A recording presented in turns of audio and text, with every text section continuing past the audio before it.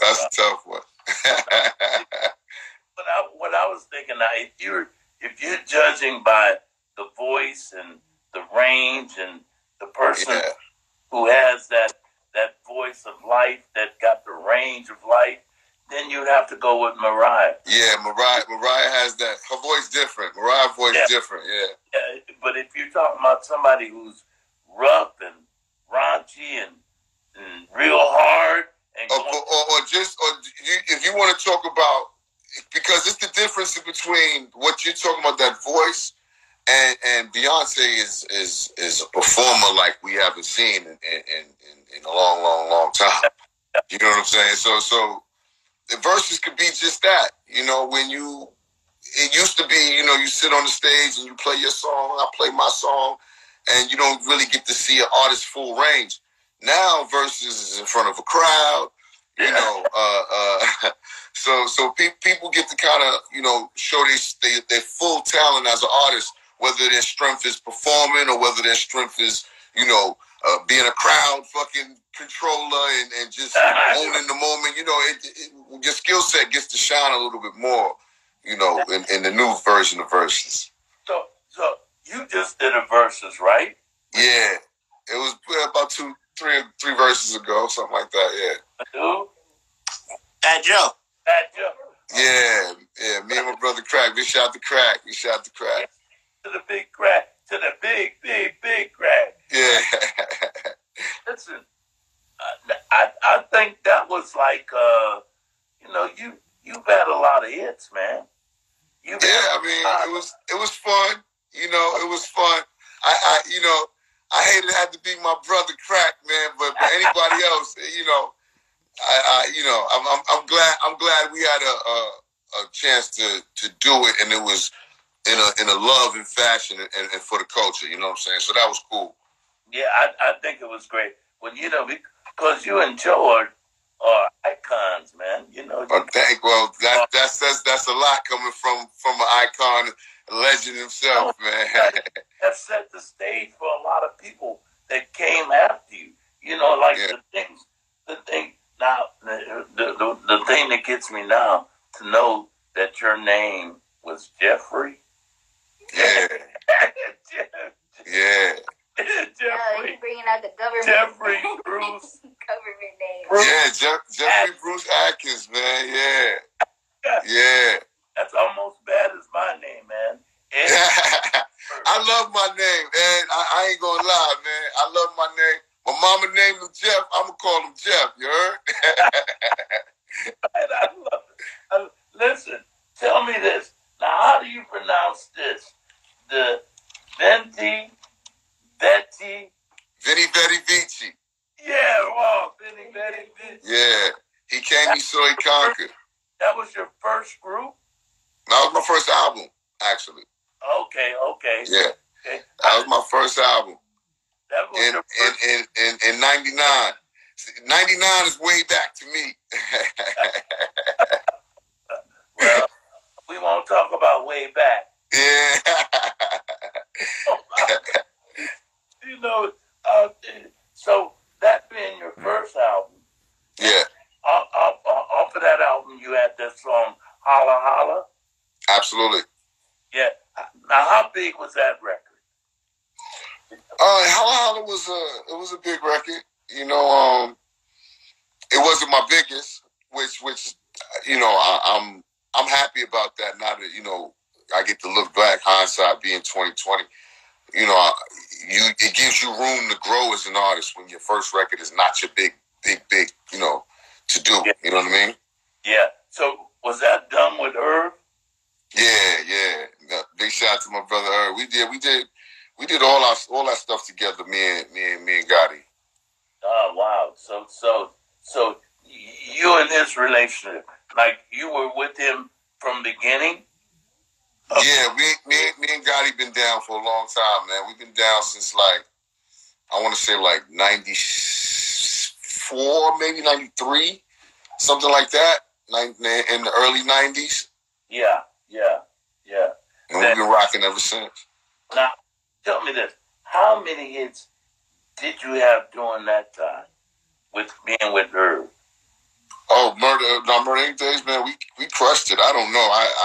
I lost count somewhere along the way, but we was definitely putting in good work in the industry for sure. Tell me this now. Were you at it? Was Jay-Z and 50 Cent and all of them, were they after you or before you? Well, me and Jay came up together, but Jay was before me. X was before me, but we all came up together. 50 Cent came after me. Yeah. Yeah, well, DMX was along. DMX was before me, but we were, like I said, we all in that same school of MCing. We all came up around the same era. You know what I mean? They in a group together? Well, kind of, sort of, but not really. You know what I mean? Irv wanted to create a dope group with me, Jay-Z, and DMX. Because we made some dope records together. And so, we did a album, not an album cover, a magazine cover together. It was XXL cover, legendary cover, and it's me, X, and Jay. And from there, a lot of speculation was, we are the group Murder Inc. But I'm one of the three, man. Tell me this, man. I'm going to ask you this, and I'm not trying to pry or create any problems. But tell me, when you worked with Jennifer Lopez, okay, do you think that without you, that record would have been as big as it was? Well, I mean, it was a big record regardless. But I wrote the whole record, Eddie. That's what people don't understand. So, it wasn't like, I wrote the whole record. So it wasn't like a thing where I was a guest feature on the record. It was a vibe that I created, for me and Jennifer, and it was such a dope vibe. And I don't think the record would have been as big as it was without Jennifer, if you want to take it that way. You know what I'm saying? That's to be honest. You know what I'm saying? I'm actually working with somebody right now. I don't know if you know him. Director X over here. What up, boy? Yo, what it is, X? What's going on? What's good, baby? How you, man? Good, bro. Just working. You know how it is. We live in this set life. You know what it is. Man, we grinding, man. We over here working, man. Putting it together, man. I got my own live streaming platform and all that too. So I'm building that right now. My Icon Live platform.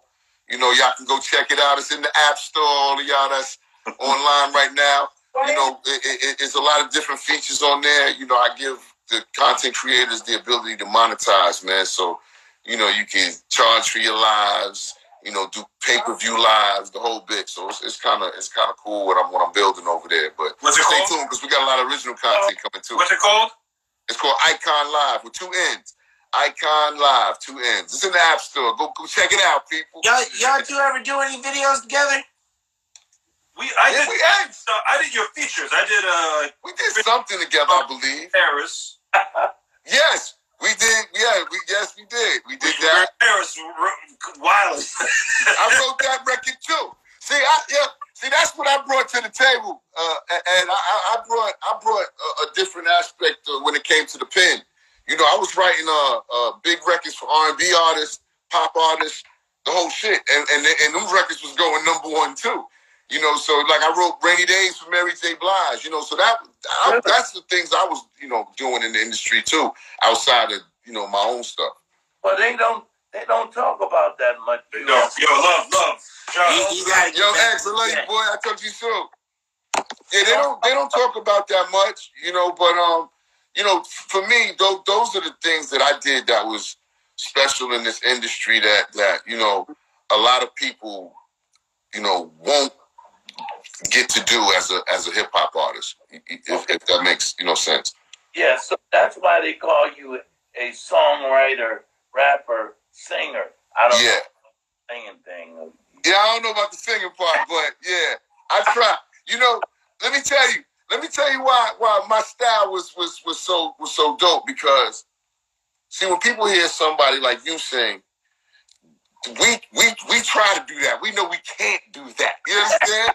But when they hear Ja Rule sing, they're like, "Oh man, I can do that shit." So it made everybody feel like, you know, they could be a part of it and sing along with it and sound just as good as I am on the record.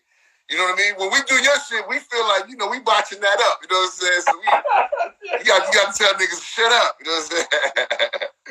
Tell me this, man. How much did you enjoy working with Ashanti? Shanti's my sister, man. She came up with us in the Murder Inc. crew.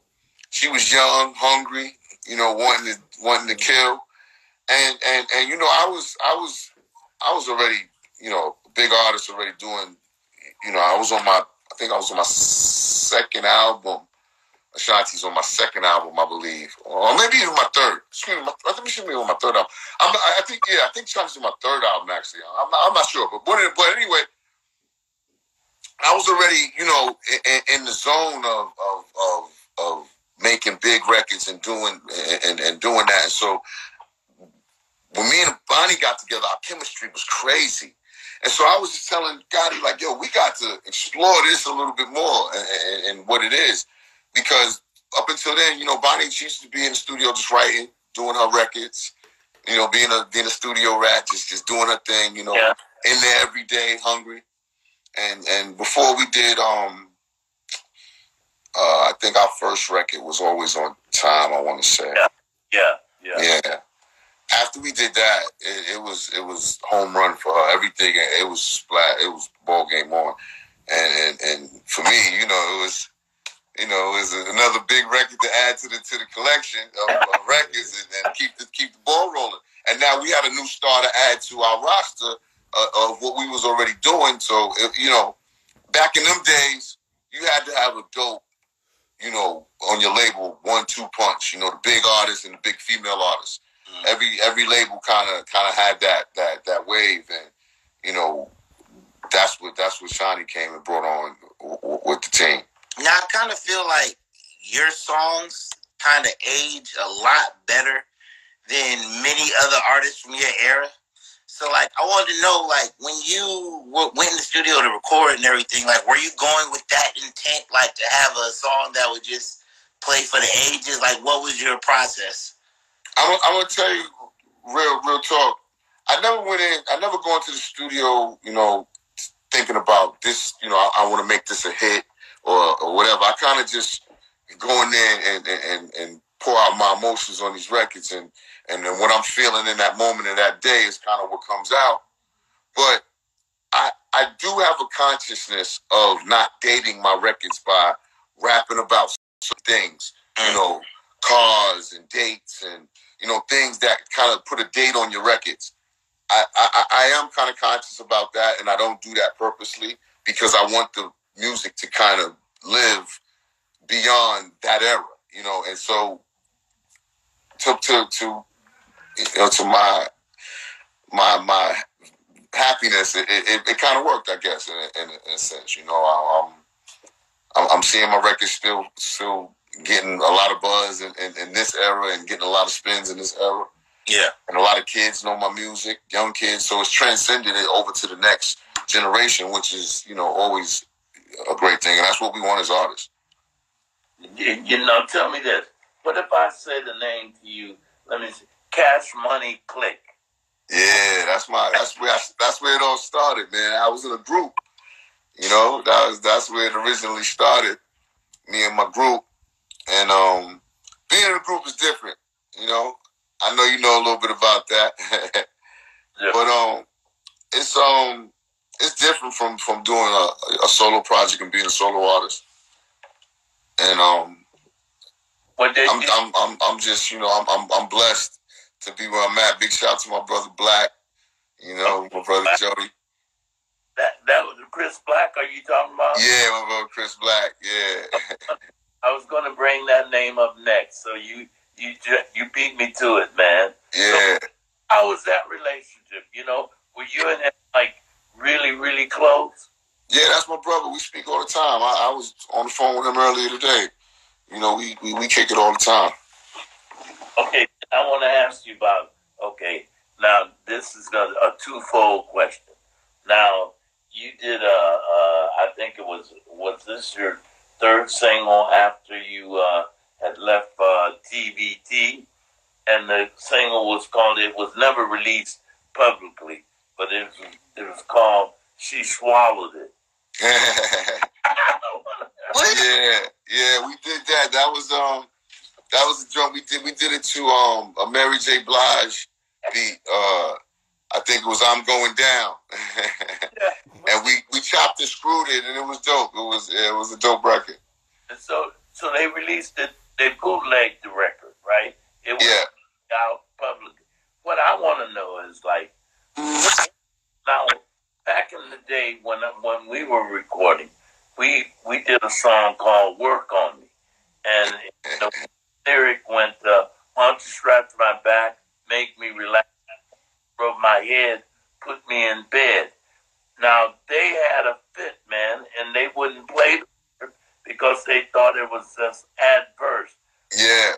Guys are able to say things that we were not able to say back in the day. What makes it all a pass?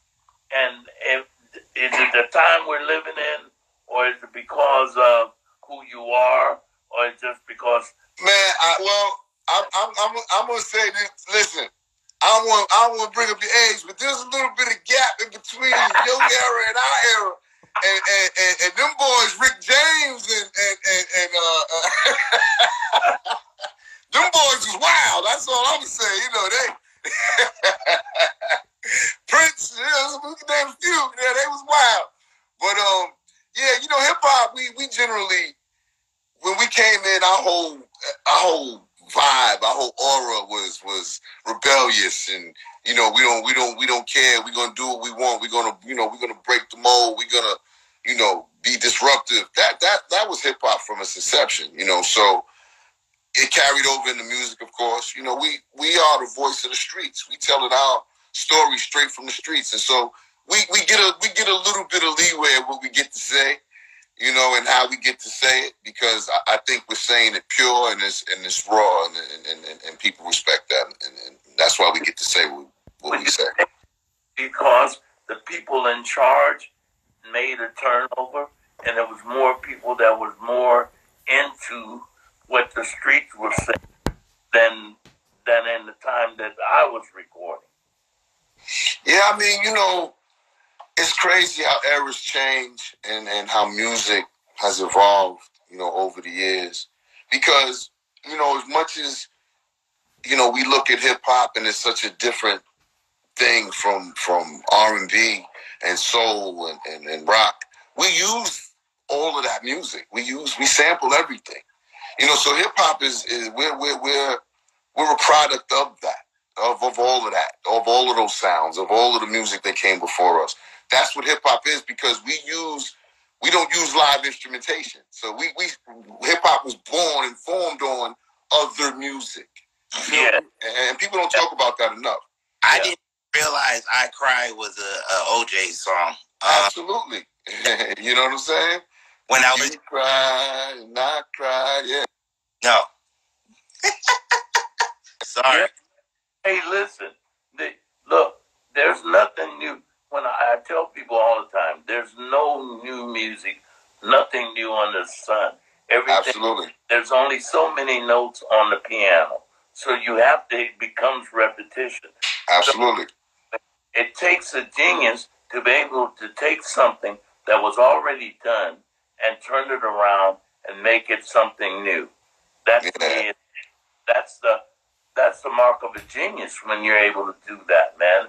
And you make the masses accept it as it's something new. I think that was a great accomplishment for you guys, man. I think. Yeah, absolutely. I agree.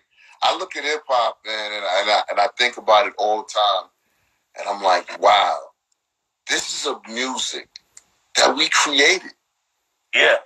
That's some black kids, man, in the Bronx. There's some young kids say, yo, man, we got 2 turntables and a microphone, and we wanna rap over this, and they use the break beats from y'all old songs where y'all used to leave that little bit of break in there for the talking or for whatever. And we used to break that down and boom, boom, boom, boom, bring it back, and we rhyme over that. That's how hip hop was formed. That's how it was born. That was genius. That to me was genius, man. I agree.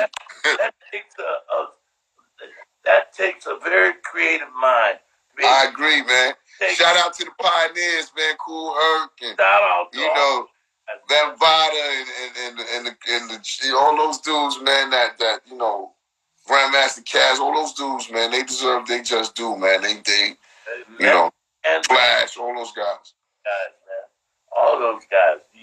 I think that was to me is like, and I tell people all the time, y'all created a whole nother culture of music that people gravitate to even now. Even the older folks, they still want to keep their pants down below their butt. Nah, y'all got to pull them up. We got to pull them up too.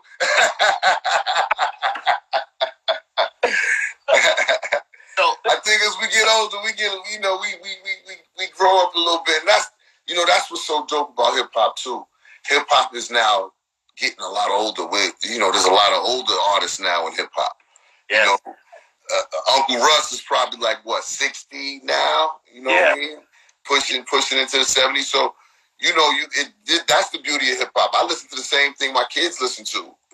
Not per se the artist, but the music. We all listen to hip hop. They listen to hip hop. I listen to hip hop. And I think that's when we were coming up. That was the difference between me and my parents. They was listening to y'all, and we was listening to this new thing that was dropping off. So it's hip hop has brought a lot of people together in a lot of different ways.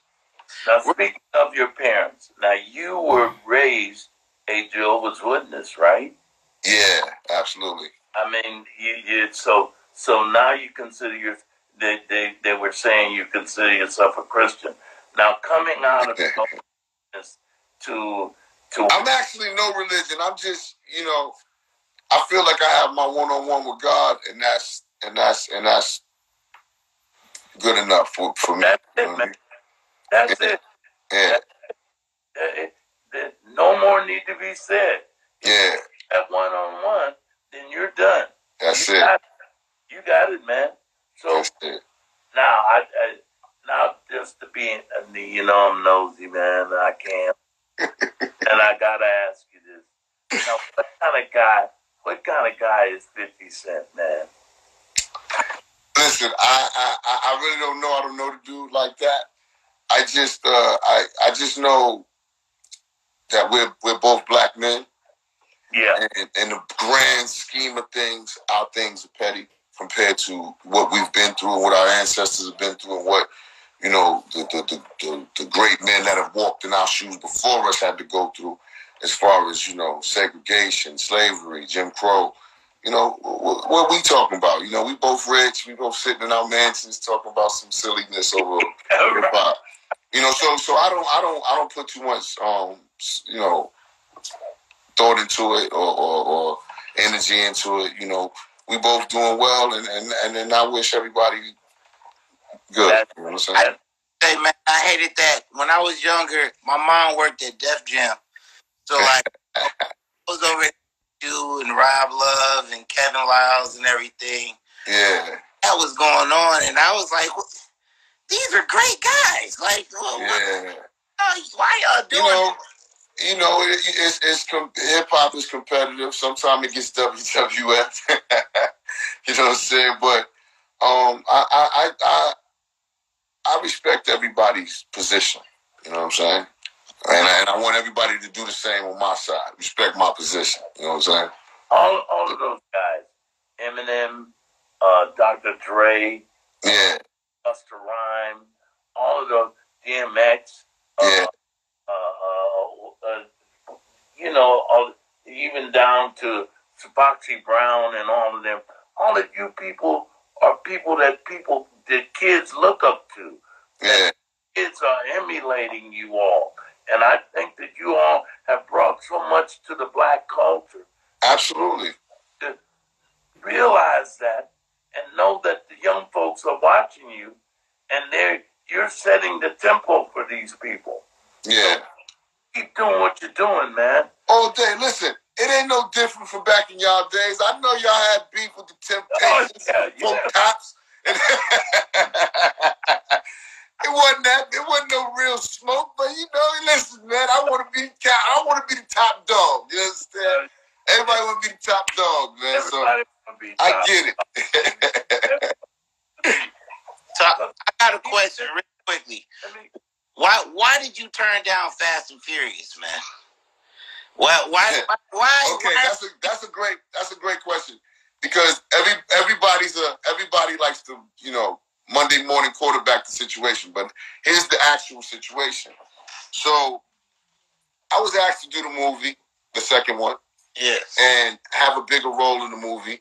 Vin Diesel wasn't coming back to the movie, nor was Rob Cohen, which is the director of the first one. So the first movie was very successful. So in the interim of that, of those two guys not coming back, I was being told, listen, the movie's not going to be what the first one was, John. You know, whatever. So I made other arrangements. You know what I mean? And those arrangements was to go on tour. So now when John Singleton got on to do the project, John obviously came to me and said, "Yo, Rule, come do the film." And I told John, I'll see what I can do, but I'm already obligated now to go on tour. You know what I'm saying? And so now you got to think about it. I was the hottest nigga on earth at that time. So $500,000 to do Fast and Furious, or $13 to $14 million on tour. It's not even a. You don't even question that. You know what I'm saying? It's not even something you look twice at. Yeah. So now everybody's looking at 8 movies later, and they're like, "Oh shit, he could have made up." Listen, I'm cool. I probably made in that year what homies in them made in 10 years of doing 10 Fast and Furious. So I'm cool. You know what I'm saying? I'm cool. I'm straight. You know what I'm saying? I love it. This would have been you know what I'm saying, drive a car in outer space or something like that, man. Yeah, listen, I love the franchise. The franchise is dope, but you got to understand, man, we young black men out here feeding our families. And so you can't, I don't know nobody that would have said, okay, I'm going to do this film under these circumstances for $500,000 and not go on tour and catch that bag for $13-14 million. It doesn't even add up in no way, shape, or form on nobody's mathematical equation. It don't add up. You know what I'm saying? It don't fucking add up. Look, Ava, what's baby girl? How old are you right there? I'm about to be 20 in March. You about to be 20? Yeah. Wow, you look so young. I thought you was like 15, 16. But even you know better than that. I was going to say. All right. I also got to ask you, you know, Bobby Brown, Uncle Bob. You got to talk about Thug Lovin', man, because I was a little kid doing the dances and everything. Tell me about that video experience, because Unc was wildin', man. I don't Bob, man. Bob's my brother. Me and Bob, we done had some great times together, man. You know what I'm saying? Whitney too, God bless the dead. You know, they've been great, big supporters. You know, Bob, like I said, Bob's like my brother. And in life, you know, we all go through shit. You know what I'm saying? So I'm never the one to turn my back or look down on a motherfucker when they going through whatever they going through. I'm the nigga that come on, nigga, you all right? Let's go. Let's lift it up. Let's get it right. Let's get back. You know what I'm saying? So I wanted Bob on that record because, first of all, he's a legend in the music industry, and we were friends. You know what I mean? And I thought it would be so dope to do a record with Bobby Brown and have that moment with my brother. And it was. And you know what's so crazy? Here's the crazy part. And people forget sometimes. I know you probably went through this too, Eddie. Like, some of the records that weren't as big at the time, over time, people don't remember what era these records came out in. And so now when they go to the shows, that's one of the biggest records. That's one of the people's favorites at the shit. And I'm like, that's funny because it wasn't that big at the time. Everybody was kind of trying to, You know, it had its moment. It wasn't one of my bigger records, but it was a good record. It was a top 10 record, but it wasn't one of my big records. When he busted out of the helicopter and he did the jump karate kick. Come on, man. That's one of the videos. And now when people look back, that's legendary. But they love that video when people talk about him jumping out the kick the whole time. It's like you gotta love it, man. You gotta love it. You know, history will write itself. You know, just give it time. Wait, tell me this now. I'm going to go back a little in time with you. When you spent 60 days on the 106 and Park countdown, which was unheard of at the time. Yeah. Your record just rolled for 60 days. Yo, they created new rules for me, man. They created new rules for me. They said we got to retire videos now all of a sudden. You know what I'm saying? It's cool. It's cool. Great. That was really the greatest. Because at that time I was watching 106 in Park. And I remember that. Oh, man. That when that was going on, it was like, Jesus Christ, why can't I get some shit like that? Listen, man, somebody need to interview you and sit down and hear some of your stories. Because, man, I'm sure you got a lot of stories, man, from this music game, man. This music, there's a lot of knowledge, a lot of jewels, man. Well, when you were talking about Smoke, about me and other performers having issues, like, and me and Dennis Edwards used to have some of the craziest moments. He would catch me, we'd be on tour, and he would catch me in the hallway, and he would get in front of my face, and we're on our way to the show now. House run. And I'm telling him, going out the door, well, you better save that shit for when we get on the stage. Yeah, man, I'm sure there's so many great stories, man. I had a ball, man, and really had a ball talking to you, man. Yeah, for sure, same here. You got any questions for him? Just one last question to close it off. Are there any projects coming out soon for you? Yeah, actually, I got my new a couple of new records I dropped on my new label, Iconic Sound. One's called Sincerely Jeffrey. See, I told you I like my name, and the other one's called Blow. Blow video will be out this Friday on all platforms, so y'all can look out for that. Yeah, I'm just working, man. You know, putting things together. I got a lot of stuff that I'm doing. You know, as far as with my Icon platform, as far as original content, my Vibes concert series that I'm about to do. It's an amazing concept, new concept for concerts. So when you go to a concert, usually, you know, you're used to artists. They come, they perform, they do the hits. You know, they go home. But Vibes concerts bring us a whole nother element to concerts. So now you take an iconic artist or your favorite artist, and they do their classic album from front to back.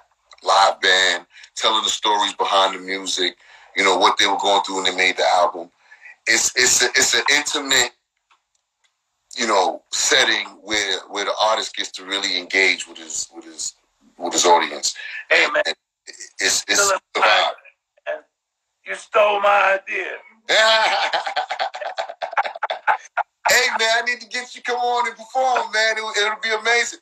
Because I want to do all genres. I'm going to start it off with me. I'm going to do my Pain is Love album for the 20-year anniversary of the album is this year. So I'm going to do my Pain is Love album from front to back, live band. You know, tell stories behind the music. What I was going through when I made that album. Hey, and, yeah. See, you know what happens, man? When God gives people ideas, he don't only give it to you, he give it to a gang of people. So get off the board first. Yeah. It's going to be off the board. I'm gonna be mad at you. Now we gotta beef, man. Wait, I gotta know. I know you were bamboozled, hoodwinked. You know what I'm saying? The whole shit. Is the final? Is all that behind you, man? Is that done? Is that? Yeah, I mean, you know, shit happens, man. You know, listen, man, I had a vision to do something amazing, and I got involved with a dude that didn't share that same vision. Well, maybe he wanted to share the same vision, but he had a different way of getting to it than I did, and you know, hence why he's, you know, in prison and I'm here. Yeah. on Eddie Levert podcast. Yeah. You know what I'm saying? It's just we telling two different stories, man. We got two different things going on, but you know, I dig it, man, and you know, I just wish everybody could see it from my side of it and understand it. But even if you can't, it's cool, you know. I feel like people understood that, like, you were, like, brought into some shit. Like, I feel like, you know. Listen, man, let me tell you something, man. Sometimes, man, people just want to take you through it, man. You understand? And you got to let them do that. You got to let them go ahead and be them. I can't. You know what I tell people when I see people saying negative comments or fucked up shit in my comments or whatever? I you know, I don't. First of all, I never comment back. But here's my chance to speak to you people. You know what I mean? I want to say it to you like this. Whatever you're going through, whatever pain that you're feeling, that you are getting off your chest on Ja Rule's comment page, I promise you Ja Rule didn't bring you that pain. I guarantee you, I'm not the motherfucker that gave you this fucking trauma. So, you know, if getting it out on me makes you feel better, hey, I'm all for it. I'm a nigga that loves for people to be happy, man. So I want everybody to be happy. But I will block the shit out of your ass. But you can say what you like, you know what I'm saying? I get it, I dig it, you know what I'm saying? But I like to keep my space and my energy, you know, happy. Yeah. And so if there's negative energy anywhere, in my real life circle, in my fucking Instagram, Twitter, I'm blocking you. Go be miserable by yourself or wherever the miserable people are gathering. Go gather. You know what I'm saying? We over here having a good time, laughing and smiling and loving life, and that's the way I'm gonna be till I'm gone. You understand? Nothing. You know, I was talking to who was I talking to the other day, man? I forgot. I was doing an interview the other day, and they was asking me about. Oh, I'm sorry. It was Nick Cannon. How did I forget that? It was Nick Cannon. I was doing Nick Cannon's show, and Nick was kind of asking me about, you know, where do you pull from, you know, the strength, you know, when shit is down or shit is going wrong or you know, shit is not going the way you expect. And I'm like, for black people, it's different for us. There's so many people we can pull from, so many strong black women and men that been through so much before us. This is a walk in the park, man. Me having, you know, issues or a beef or whatever, that shit is nothing compared to what our ancestors, what the people. You understand what I'm saying? It's nothing. Totally, man. So you know, everybody walk with your head up, man. Keep your chin up, man. Smile, and let's go get this money, man. Let's get this money. Tell the writer, keep your chin up, huh? Yeah, all day. You doing any more reality TV, man? Nah, you know, not in the near future. You know, I'll probably be producing some more stuff. All the stuff that I've done, you know, I was the executive producer of those shows. You know what I'm saying? So if I do something else, it'll be something that I conjured up and me and my family or myself or whatever decided to take a stab and have some fun with it. But not in the near future, not right now. I'm working on a lot of other stuff, a lot of NFT, Web3, you know, crypto. Don't you own blockchain, all that shit? That's my world. What crypto you on, man? What you doing? What you invested in? I'm on some few things. You know, of course, you know, you got, you know, Bitcoin and Ethereum. You know, everybody has that. But as far as like the meme coin shit, that's the hot thing going. Everybody's fucking right now. I got some lit. So if you want to get lit, everybody, y'all know what lit is. Go get litty with me, baby. We getting rich together. We getting litty on these streets. And GM, get yourself some GM, man. You know those are the couple of coins that are. Be very skeptical though. Be very careful. Don't put all your in, but like only spend what you can afford to lose. It's just make it a zero. I'm trying to tell you. That is nice. Listen, man, I really appreciate you coming over here, spending this time with me, man. And look, I'm a big fan.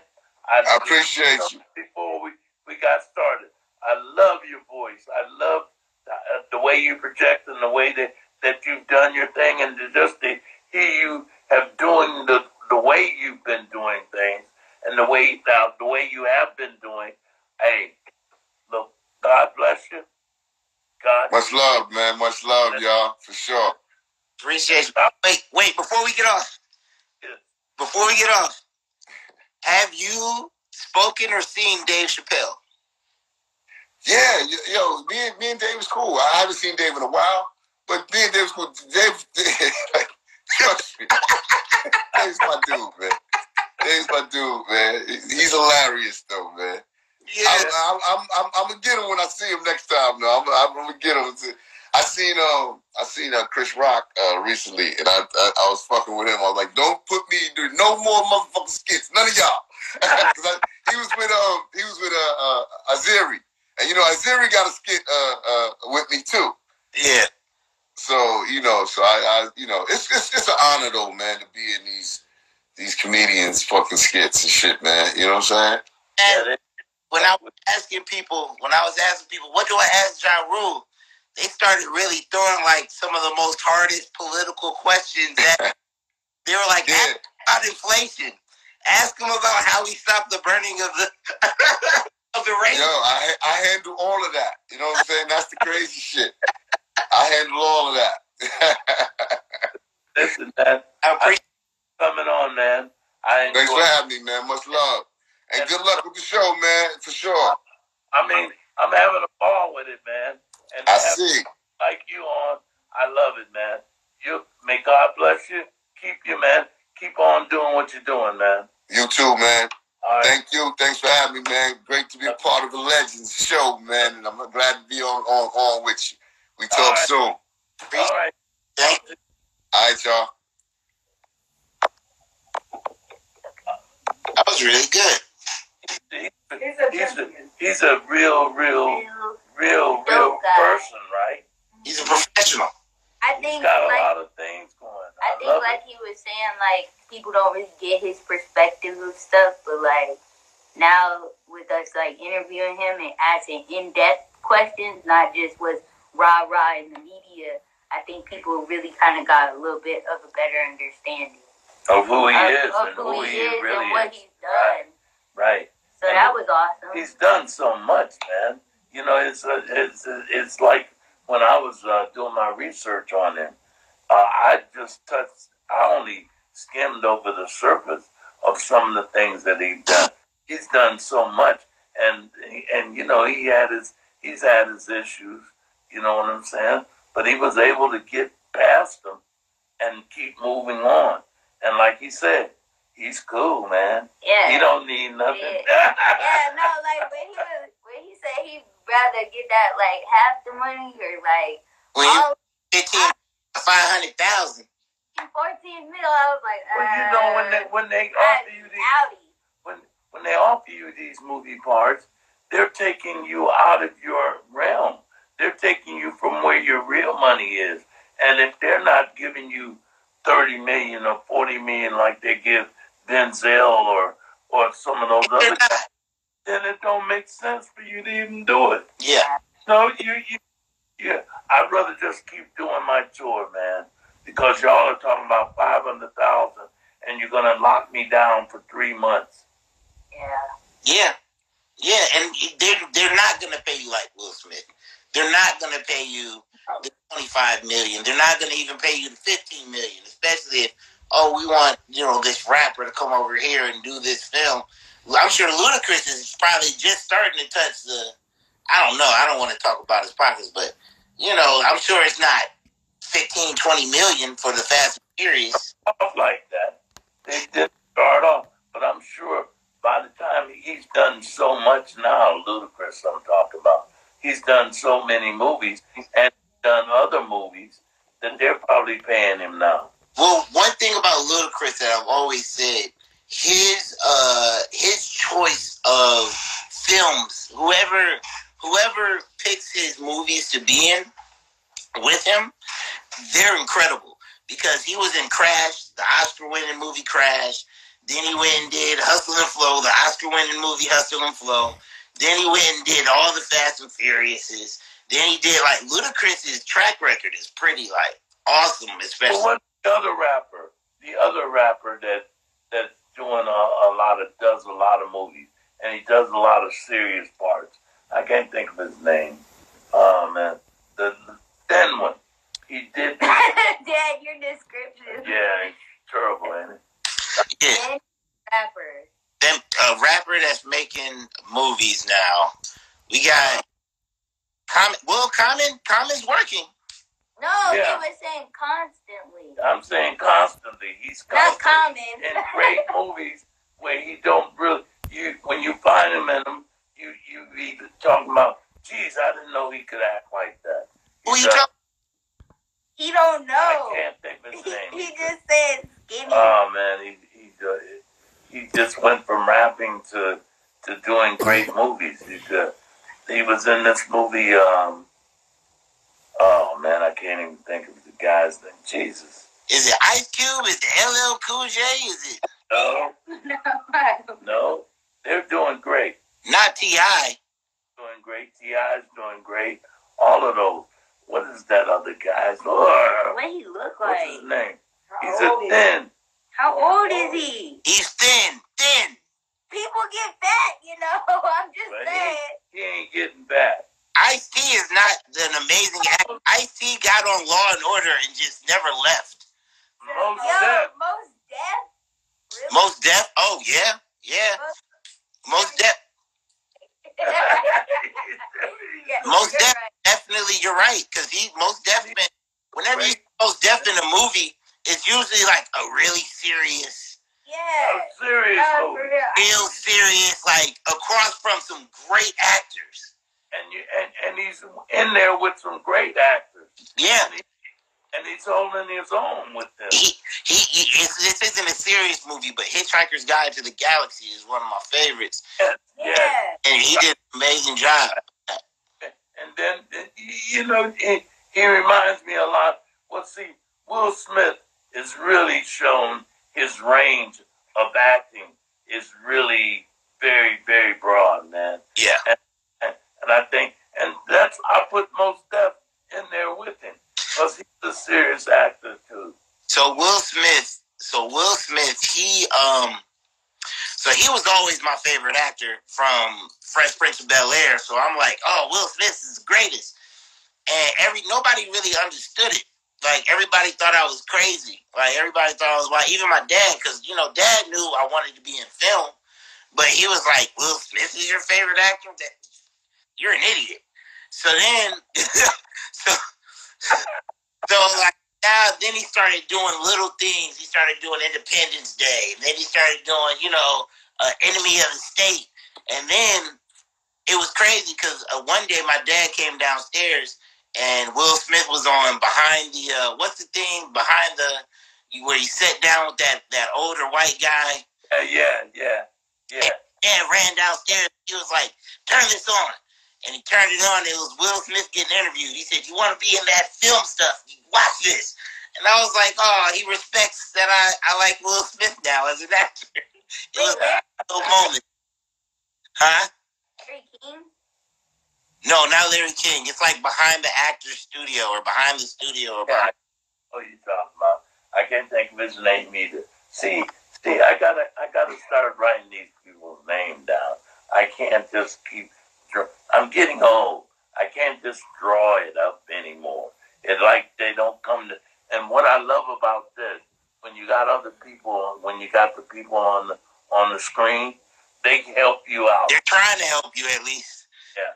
They helped me. They said he died. Yeah, he died. The guy who did interviews for Behind the Actor Studio. Dead. Not Will Smith. Oh, no. that was like, Will? Will? Well, see, and Will now, Will is giving out great information. No, he's giving out too much information. I don't need to know about your escapades and how they made you sickly. It's just like, okay, so when Will Smith first started doing YouTube, Snoop is coming too, man. I had never seen somebody jump into something so late and do it so well. So Will Smith jumped on YouTube and like he was killing it. He was jumped on Instagram. He was going crazy. I was like, wow, Will Smith is really doing great on social media. And then he just kept going and kept going. and then he was just like, you guys want to know more about me? You guys want to know what happens in my house? Oh, Jada needs her own show now, too.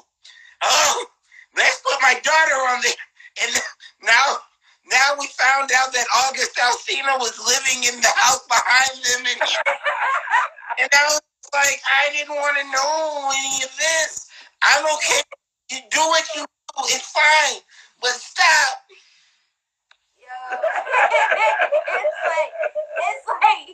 He like, I'm gonna be an open book now. Y'all can't say nothing about me. Y'all gonna know everything. Now I know that Will Smith has so much sex that he started throwing up when he had an orgasm. Why do I need to know that? But you know what's funny is that people with famous people, they pry so much because they want to know like pretty much everything. Well, Will Smith is telling everything. Everybody's like, wait a minute. Wait. Stop. We take it back. We don't want to know. I don't want to know, sir. It's kind of like you ask your favorite actor, and it's like like all about himself, and it's like, do you really want to know? You don't want to know. You don't.